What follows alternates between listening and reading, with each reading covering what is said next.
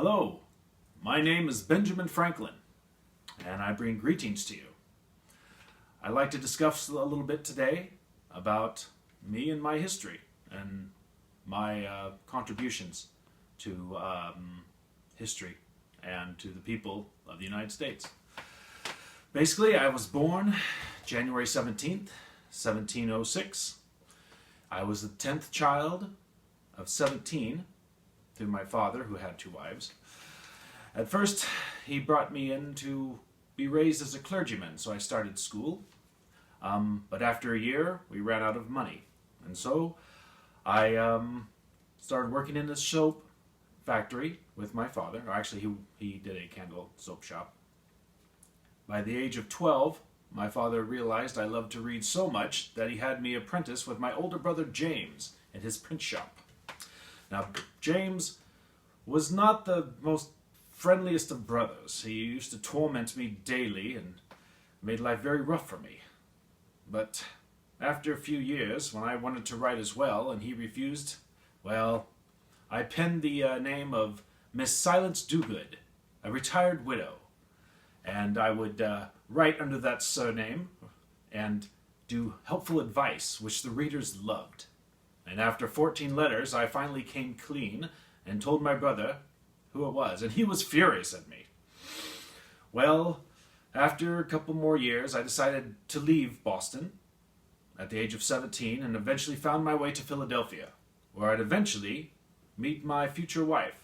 If you can imagine, I arrived in Philadelphia, just 17 years of age, a runaway, with 2 loaves of bread under each arm and 1 loaf in my mouth. As I walked by, she was in the front door of her house of her parents. What a way to meet. Well, after that, I worked in a print shop, and eventually the governor, well, he told me that he could help me make my own print shop. Well, if I only went to London to help get goods. Well, I went to London, and unfortunately, he lied, and I stayed there a couple of years, working in a print shop as well. Finally raised enough money, and I came back to the States, back to Philadelphia, where I was able to open my own print shop, and I made a very good name for myself.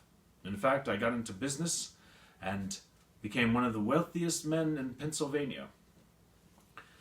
In fact, my printing endeavors endured so well that I was able to spread out and start earning 50% off the extra print businesses that I established.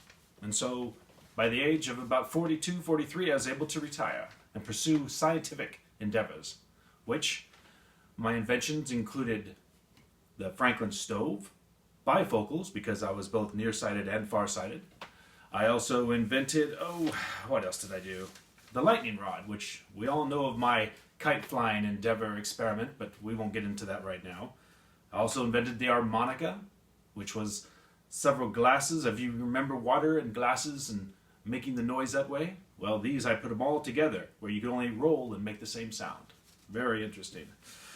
But among those, as I later on in life, I grew into more political endeavors, to where I actually went and was a representative of the colonies to England for about almost 2 decades, where I helped stop the Stamp Act.